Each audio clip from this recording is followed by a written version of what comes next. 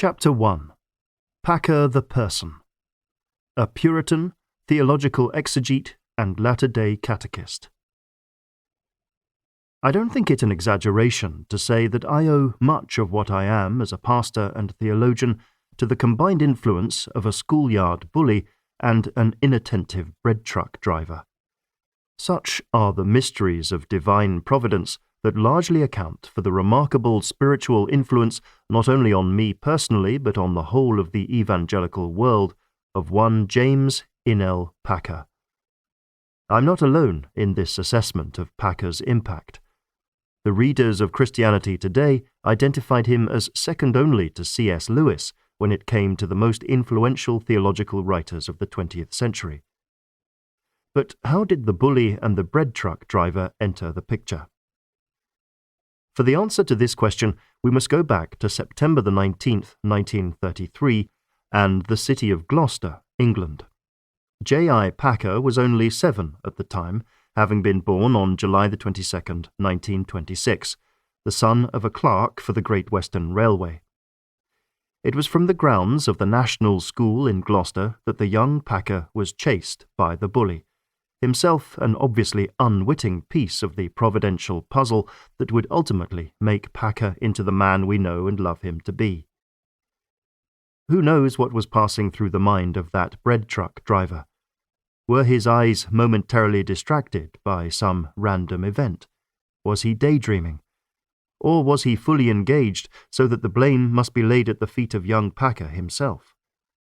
Regardless, the force of the collision thrust the 7-year-old to the ground, inflicting on him a serious head injury. Packer was immediately rushed into surgery, where he was treated for a depressed compound fracture of the frontal bone on the right-hand side of his forehead with injury to the frontal lobe of the brain. It left him with an indentation on the right side of his forehead, still quite visible today. The accident was thought to have damaged my brain, wrote Packer. More than 80 years later, one can only conclude that, if anything, it served rather to stimulate what we have come to know and appreciate as one of the great Christian minds not merely of the past century, but in the history of the Church these past 2,000 years. The recovery was not without its inconveniences, as the young Packer was forced to withdraw from school for a period of 6 months. From that time until he went to university, Packer wore a protective aluminium plate over the injury. Needless to say, this was not the sort of thing that would contribute to a young man's participation in athletics or widespread acceptance among his peers. This only reinforced his tendency to keep unto himself and thrust him into a more secluded life of reading and writing. When he turned 11, like most boys his age, Packer anticipated a bicycle for a birthday present. But given his parents' lingering and well-justified concerns about their son's head injury, sending him into the streets once again did not strike them as the wisest course of action.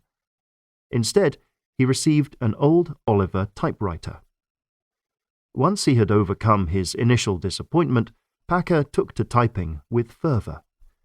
To this day, notwithstanding the many technological advances we all now enjoy, Packer still writes all his books on an old-fashioned typewriter. I doubt that any of us who have been so richly blessed by his ministry are inclined to protest. The Packer home was nominally Anglican, and his church attendance, though regular, was spiritually uneventful. On reaching the age of 14, Packer consented to his mother's request that he be confirmed in their local church.